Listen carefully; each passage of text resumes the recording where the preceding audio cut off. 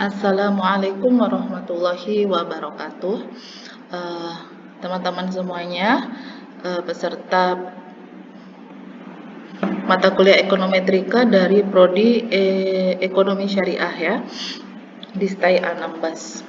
Jadi video ini kita akan memberikan materi secara video ya, memberikan materi melalui video dikarenakan keterbatasan pertemuan kita sebelumnya.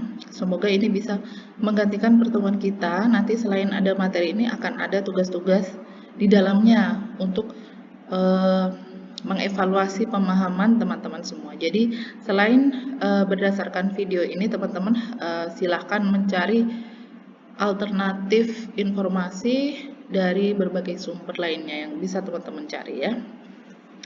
Jadi pengantar ekonometrika kemarin kita sudah sempat singgung di pertemuan yang pertama ya, mengenai definisi dan seterusnya, sehingga ini bagian pertama kita skip. Nah, di sini nanti akan ada tugas. Ini bukan dikirim, dikirim di WA group. Untuk batasnya ini nanti aja setelah UTS. Jadi silakan tugasnya buka scholar.google.com di HP. Kemudian di situ nanti ada tombol bulat itu untuk search atau untuk mencari. Jadi teman-teman ketikkan kata kunci zakat plus regresi atau wakaf plus ekonometrika. Nanti ketika itu diketikkan banyak sekali muncul artikel-artikel. Nah, teman-teman semua pilih satu judul artikel yang menarik. Kemudian itu di screenshot halaman pencariannya itu dan judul yang disukai itu. Kemudian kalau bisa silakan teman-teman unduh atau download file tersebut dan dibaca-baca atau sekedar dibaca abstraknya. Kemudian teman-teman silahkan kirim ke grup nantinya di screenshot halaman itu tadi. Terus dibeli kalimat artikel ini menarik karena misalkan membahas tentang zakat, infak, dan sedekah atau ZIS dan hubungannya dengan kesejahteraan masyarakat dan seterusnya ya. Menarik karena apa? Jadi silakan itu tugasnya ya teman-teman, hanya mencari itu saja. Oke, lanjut di bagian pertemuan kedua. Jadi karena ekonometrika itu adalah irisan dari statistika, ekonomi dan matematika ya. Jadi otomatis di sini tentu harus memiliki background pengetahuan statistika dasar dan juga kemampuan menghitung secara matematis dan pemahaman ekonomi, khususnya ekonomi syariah untuk prodi Anda. Jadi ini saya anggap sebenarnya teman-teman sudah mendapatkan dasar-dasar statistikanya di mata kuliah semester sebelumnya atau tahun sebelumnya mengenai statistika. Jadi di sini statistikanya overview saja. Jadi saya overview mengenai statistika deskriptif dan korelasi. Jadi overview secara cepat saja ya.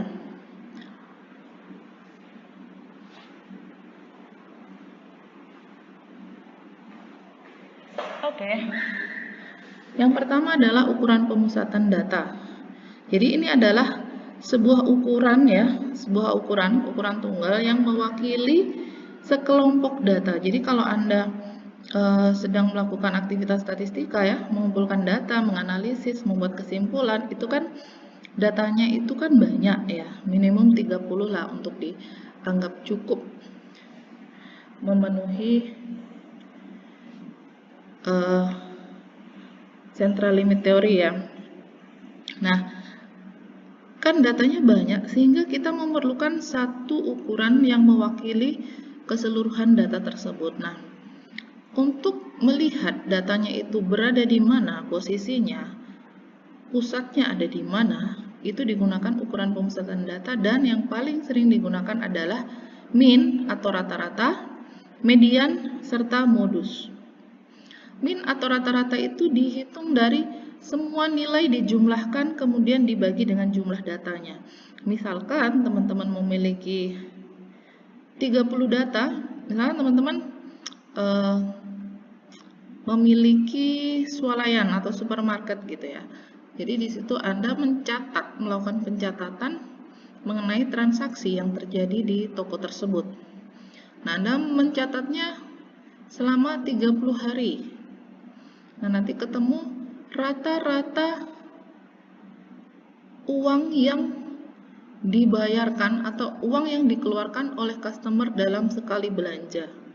Jadi Anda kan memiliki pencatatan di situ. Jadi sekali transaksi, misalkan orang belanja sekali transaksi itu 50.000, sekali transaksi 100, atau ada juga yang 15.000 hanya beli minum saja misalkan. Nah, itu dicatat sampai ya mungkin kalau 30 hari terlalu banyak transaksi ya seminggu. Nah, dari situ nanti akan terlihat Anda dapat menghitung, jadi akan terkumpul banyak data. Nah, kemudian Anda dapat ingin melihat rata-rata orang berapa sih spend uangnya untuk belanja itu. Nah, itu di rata-rata lah. Jadi dari orang berbelanja setiap hari itu, misalkan sehari ada 50 atau 100 transaksi, itu semuanya dijumlah, hari kedua dijumlah, ketiga dan seterusnya itu dijumlah, kemudian dibagi dengan banyaknya transaksi yang terjadi selama 7 hari itu. Misalkan selama 7 hari itu ada 450 transaksi, jadi itu semua ditotal dibagi 450. Keluarlah nilai rata-rata belanja setiap transaksi. Kemudian median itu adalah nilai tengah dari data, jadi ingin melihat datanya itu ada di mana titik tengahnya. Syaratnya dia harus diurutkan lebih dahulu. Datanya harus diurutkan lebih dahulu, setelah itu dilihat tengah-tengahnya ada di mana. Modus adalah data yang paling sering muncul. Misalkan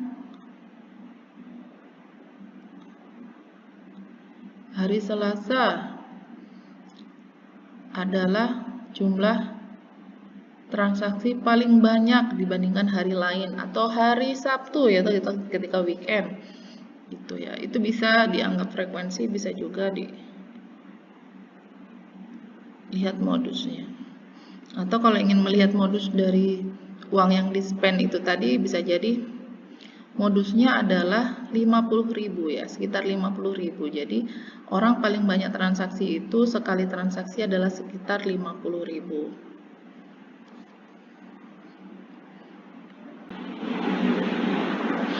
Kemudian selain ukuran pemusatan, kita juga harus mengetahui ukuran penyebaran data. Jadi kita ingin mengetahui apakah datanya sangat bervariasi atau tidak. Kalau variasinya terlalu besar, mungkin kita bisa mengidentifikasi jangan-jangan ada nilai outlier, yaitu nilai yang sangat berbeda dibandingkan dengan nilai-nilai pada umumnya.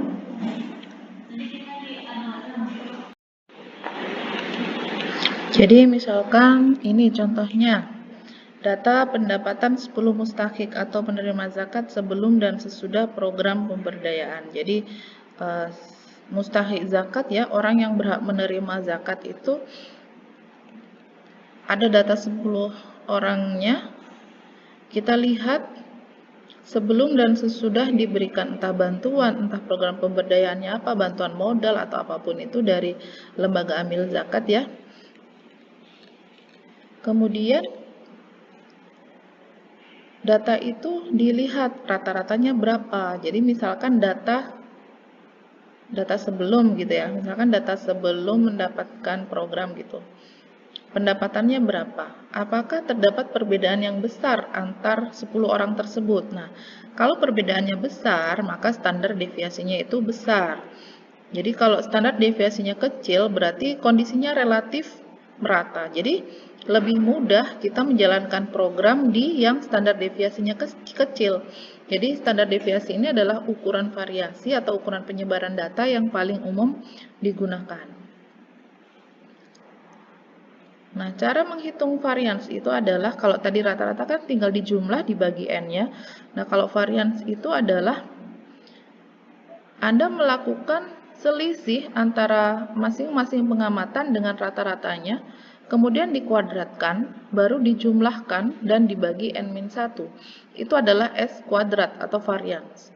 Nah, yang dijadikan itu seringkali adalah S, yaitu standar deviasi, yaitu akar S kuadrat. Dikarenakan Anda ini keterbatasan software, Anda kalau menggunakan Excel Anda tinggal sama dengan stdef, itu udah keluar nilai standar deviasinya. Tapi Anda perlu mengetahui bagaimana menghitung manualnya, bisa menggunakan kalkulator HP atau menggunakan Excel juga bisa. Jadi Anda menghitung sigma X.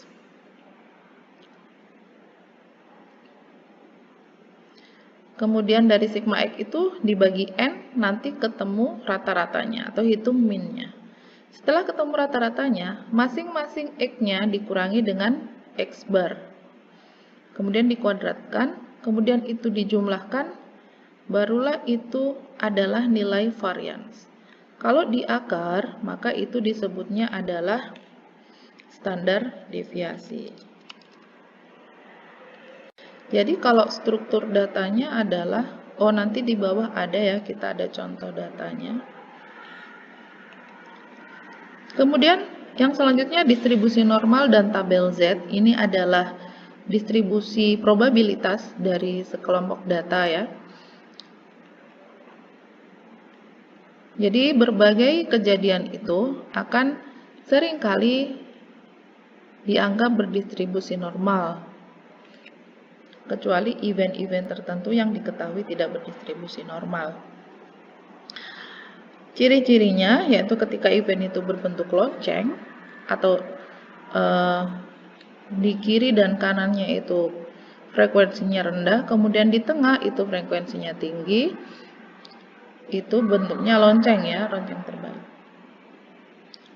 Kemudian simetris, min sama dengan median sama dengan modus. 68% data ada di dalam plus minus 1 standar deviasi dari min, 95% plus minus 2, 99,7% ada di plus minus 3 standar deviasi dari min. Artinya 99% data itu ada di tengah-tengah ya. Jadi data ekstrim itu sedikit. Contohnya kalau di dalam sebuah kelas itu yang nilainya average itu kan banyak ya. Orang yang rata-rata misalkan rata-rata nilainya sekitar 80, 82, 83 itu adalah paling banyak. Tetapi anak yang nilainya sangat bagus 95 atau bahkan 100 itu kan sedikit. Kemudian anak yang nilainya jelek banget itu juga sedikit. Nah, itu contoh gambarannya. Ya, distribusi normal itu seperti itu. Jadi yang average itu paling banyak.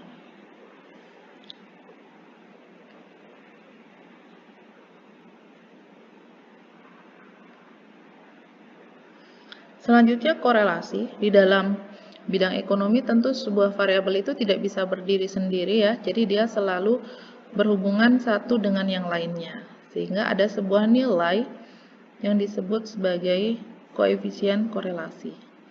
Menghitungnya adalah X kali Y, kemudian jumlah X kali jumlah Y dibagi dengan akar N sigma XI kuadrat dikurangi sigma XI dikuadratkan kali akar N sigma YI kuadrat dikurangi sigma Y dikuadratkan. Kemudian ini disebut sebagai nilai korelasi. Nilai korelasi 1 itu adalah sempurna. Kalau 0 tidak ada korelasi. 0,4 sampai 0,7 itu dianggap sedang. 0,7 sampai 1 itu kuat.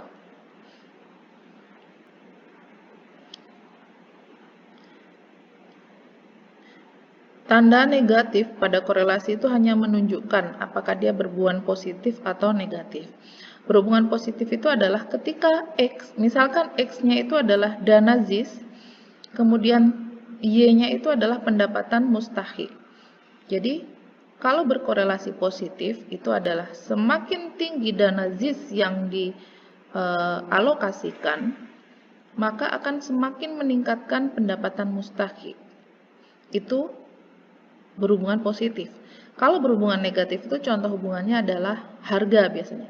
Semakin kita meningkatkan harga barang, maka pembelian akan turun. Nah, itu artinya berbanding terbalik. Jadi itu berkorelasi negatif. Nah, cara menghitungnya ini, misalkan ada data ini, pendapatan sebelum ada program pemberdayaan dari lembaga amil zakat, dan ini pendapatan mustahik sesudah ada pemberdayaan. Coba hitung rata-rata dari X, rata-rata Y, varians dari X, standar deviasi X, kemudian korelasi Pearson X, Y. Nah, nanti saya tunjukkan dengan saya videokan secara coret-coret ya, karena agak susah. Ya, jadi Anda mengetahui rata-rata pendapatan sebelum itu ada di nilai berapa. Kemudian variasinya bagaimana? Apakah lumayan homogen pendapatan sebelum diberikan bantuan pemberdayaan lembaga amil zakat? Kemudian nanti kita ingin melihat apakah terdapat korelasi sebelum dan sesudahnya.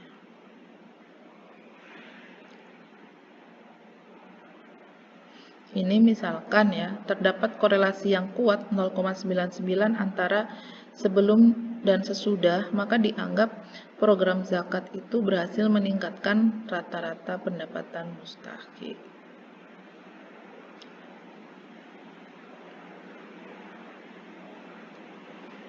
Ini nanti tidak usah tugas, jadi saya coba kerjakan dan kita videokan. Oke, yang selanjutnya data dalam penelitian syariah sebagai pertemuan ketiga kita. Jadi, apa sajakah data di dalam penelitian ekonometrika itu, khususnya untuk Anda ekonomi syariah?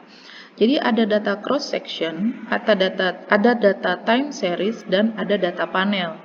Data cross section itu adalah data pada satu waktu tertentu. Contoh, data 500 mustahik di Riau pada tahun 2023 gitu, atau data jumlah pendapatan rumah tangga di wilayah Anambas pada tahun 2025 misalkan. Kalau time series itu dari data suatu unit yang diamati selama periode waktu. Jadi misalkan dana zakat infak sodako Provinsi Riau dari 2010 sampai 2023. Nah, dananya itu kan nanti berfluktuasi naik turun. Nah, itu naik turunnya seperti apa polanya? Apakah ada tren? Apakah datanya itu memungkinkan untuk kita ramal? Itu adalah data time series ya, dari waktu ke waktu. Kemudian data panel itu adalah kombinasi dari cross section dan time series. Contoh, data 34 provinsi selama 10 tahun. Data pengeluaran rumah tangga selama 10 tahun. Gitu. Pengeluaran rumah tangga dari masyarakat di Anambas selama 10 tahun. Itu adalah data panel. Sumber datanya dari mana? Ada dari BPS, itu ada banyak data. Kalau Anda fokus ke penelitian syariah, di situ ada data kemiskinan, IPM, pendapatan. IPM itu indeks pembangunan manusia ya. Kemudian dari OJK ada aset perbankan syariah, pembiayaan, Basnas, ada penghimpunan dan pendistribusian zakat infak sodako nasional, ada data Bank Indonesia, banyak. Ekonomi syariah, sukuk, inflasi. Itu sumber datanya bisa seperti itu. Atau Anda melakukan data secara primer ya, jadi mencari data langsung ke lapangan juga bisa. Ini adalah beberapa etika data dalam Islam ya, prinsip-prinsipnya.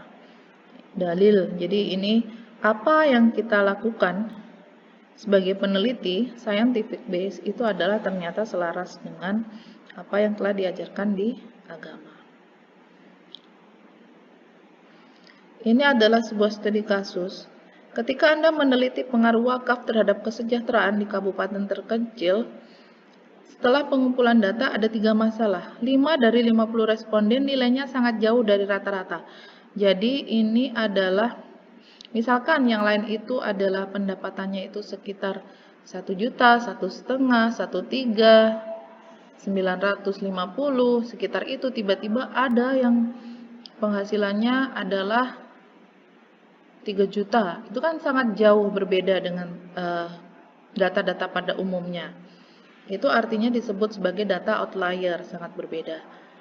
Ternyata ada 5 dari 50 data itu berbeda. Atau ada yang 15 juta gitu. Kemudian ada data dari satu kecamatan tidak tersedia karena kantor kelurahan tidak kooperatif. Jadi respondennya itu tidak kooperatif. Sehingga kita tidak bisa mendapatkan data di salah satu kelurahan misalkan. Kemudian uji kenormalan menunjukkan data tidak berdistribusi normal. Nah, apa yang akan Anda lakukan jika ada masalah-masalah tersebut ya? Misalkan, jadi ini adalah prinsip kehati-hatian dalam sains dan data. Jika data tidak normal, maka Anda bisa menggunakan pendekatan lain. Analisis data itu pada umumnya adalah menggunakan pendekatan normality test. Tapi ketika datanya tidak berdistribusi normal, maka bisa dilakukan analisis yang lain, yaitu disebutnya statistik non-parametrik. Jadi pendekatannya adalah uji-uji non-parametrik yang tidak memerlukan data berdistribusi normal. Atau ketika datanya tidak normal, Anda bisa melakukan pendekatan transformasi data. Jadi jangan dipaksakan. Kemudian jika ditemukan outlier, diperiksa dulu. Apakah outliernya itu kesalahan entry atau memang valid datanya seperti itu. Jadi ketika ada outlier itu jangan langsung dihapus. Atau jangan-jangan termasuk kita kecampur data ini, data mustahik ternyata kecampur satu data atau 5 data itu tadi adalah warga pada umumnya. Jadi beliau bukan mustahik kecampur. Nah, kalau emang datanya kecampur itu bisa kita hapus. Jadi ketika ditemukan outlier dianalisis dulu. Atau mungkin salah entry. Jadi harusnya 1.500.000 ternyata kepencet 0 jadinya 15 juta. Nah, itu bisa kita hapus kalau memang ada kesalahan. Atau kalau kesalahan entry ya ketambah 0 ya tinggal dihapus nolnya ya. Kemudian jika tadi ada satu kelurahan yang tidak bersedia memberikan data, ya berarti kita laporkan saja secara transparan bahwa ini adalah masuk ke dalam kendala. Sehingga dilaporkan apa adanya. Sehingga yang kita analisis adalah data minus kelurahan tersebut.